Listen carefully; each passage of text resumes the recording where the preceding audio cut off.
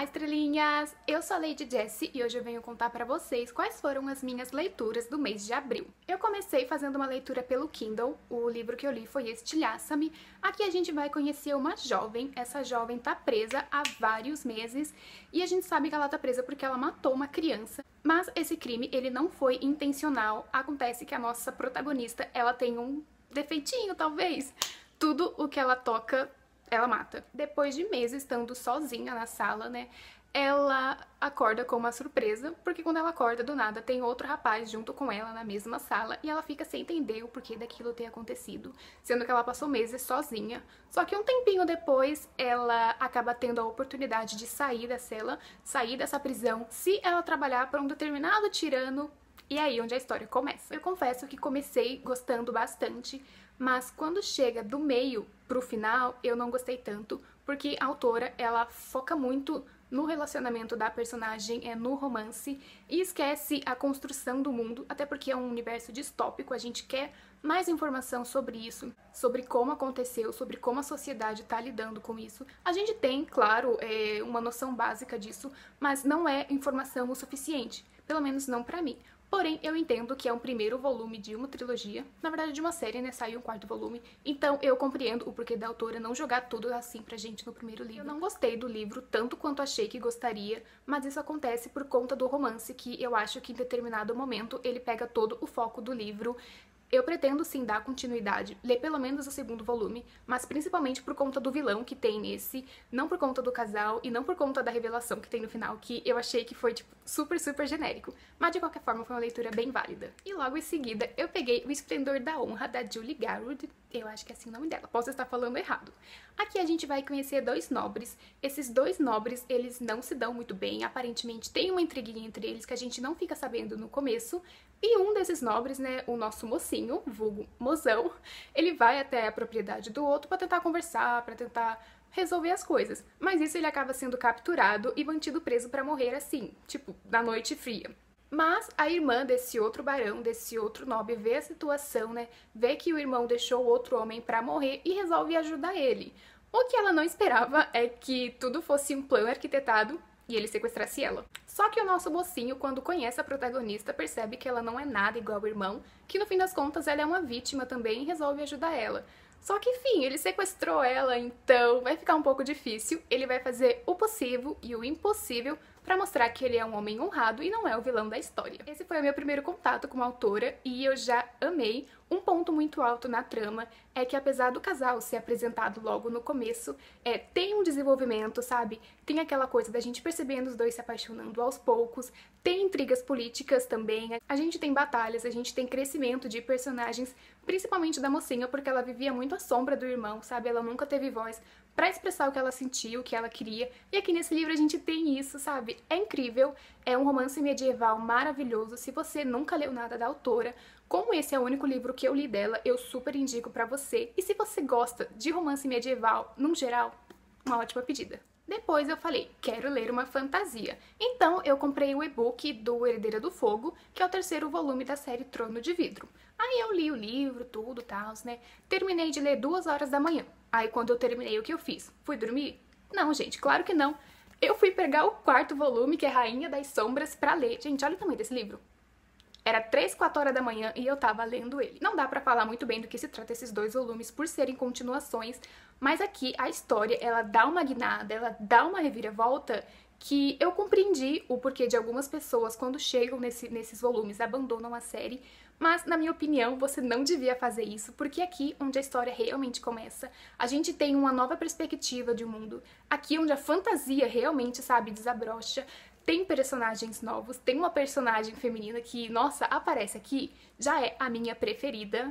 Os personagens são muito bem desenvolvidos, a trama, sabe, ela é toda fechadinha, não tem ponta solta, quando acontece uma coisa você fica sem entender, mas logo depois você entende o porquê que é aquilo, porque vai ser importante pra outra coisa. Enfim, é uma história incrível, é maravilhosa. Se você não leu Trono de Vidro, tu tem que ler. E se você leu e abandonou por não gostar da história, você fez a pior coisa da sua vida, porque é aqui onde o mundo mágico realmente acontece. Depois eu fui pegar um livro que estava na minha meta de leitura, que é Morte na Mesopotâmia, da Agatha Christie. Esse foi o meu segundo livro que eu li da autora e foi com certeza uma experiência muito melhor do que o primeiro.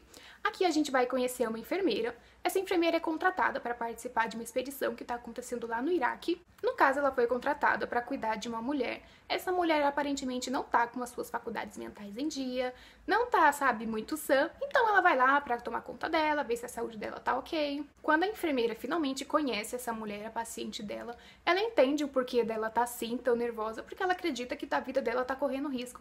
Ela acredita que tá sendo ameaçada, só que ninguém deu muita bola até ela ser encontrada morta no seu próprio quarto. O detetive dessa história é o Hércules, e eu gostei bastante porque aqui a gente conhece um lado muito perspicaz dele. Quer dizer, a gente e eu, porque é meu segundo livro dele só. Mas aqui eu percebi um lado muito perspicaz, um lado muito detalhista. Uma coisa que você observa e eu fiquei impressionada porque é incrível como ele, uma coisa tão simples, uma conversa com alguém, ele consegue tirar tanta informação. Aí quando chega o final do livro tu fica, como assim eu não entendi isso, gente? Como eu sou tonta? Mas romance policial foi feito pra gente se sentir de tonta, então eu gostei. E como não pode faltar um romance de época todo mês, eu peguei O Príncipe dos Canalhas, da Loretta Chase, pra ler. Nesse livro nós vamos conhecer o Lord Beelzebub. Exato, Beelzebub. O Lord Beelzebub não é aquele tipo de homem que você quer se relacionar, que você não quer que um familiar seu conheça, sabe? E é por isso que a nossa mocinha vai fazer de tudo para que o irmão dela se afaste desse homem. Esse homem não é uma boa influência para ele. Faz ele beber, faz ele gastar dinheiro que não tem. Então ela diz, quer saber? Vou fazer um inferno na vida desse homem pra ele não ficar perto do meu irmão. Mas acontece que o Lord Beelzebub é um homem que aceita desafio. Então quando ele percebe que a protagonista não quer ele perto do irmão, ele vai fazer tudo possível pra ficar ainda mais. E coisa vai, coisa vem, os dois trocando farpas, é aí que a história de fato começa, é aí que a história ganha vida. Essa premissa dos dois trocando farpas é apenas o começo. Eu gostei muito da protagonista. Gente, essa menina é muito louca, é a Lady Jessica. Invejosa, quase copiou o meu nome. A Lady Jessica é muito louca. Na página 100, ela faz uma coisa que eu fiquei, ela não fez isso. Aí eu fui e voltei e li de novo. Meu Deus, ela realmente fez! Eu achei ela muito determinada. Nossa, eu amei ela. É uma das personagens femininas de romance de época que eu mais me identifiquei, que eu achei mais interessante.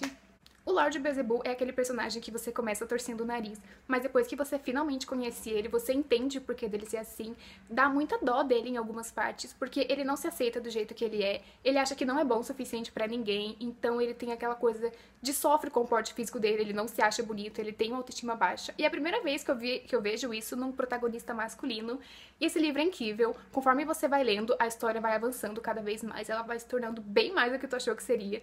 Ai, e é incrível, muito bom, eu super indico esse livro. E por último, eu li A Desconstrução de Mara Dyer. Nesse livro a gente vai conhecer a Mara Dyer, o livro é narrado em primeira pessoa pelo ponto de vista dela. Ela se envolveu num acidente que aconteceu, só que nesse acidente todas as pessoas que estavam com ela, que foram no total de 3, morreu, menos ela. E a família, vendo que ela não estava muito bem com isso, não estava conseguindo lidar com essa pressão, resolveu se mudar, sabe? E é nesse novo lugar onde ela mora, nessa nova escola, que ela conhece o Noah. O Noah, aparentemente, é aquele tipo de cara bad boy, padrãozinho, mas conforme os dois se conhecem, conforme os dois vão se envolvendo mais, a gente percebe que ele não é só isso, e as coisas que a Mara Dyer pensou que estava sofrendo por depressão se tornam muito mais. Ela escuta vozes, ela vê as pessoas que morreram naquele dia, naquele fático acidente que aconteceu, e ela tem certeza que tá endoidecendo, ela tem certeza que tá ficando maluca, e no decorrer do livro a gente vê isso, ela tentando saber se de fato tá ficando louca ou se está vendo coisa. Esse livro, na minha opinião, foi quase a mesma coisa que aconteceu em Estilhaça-me.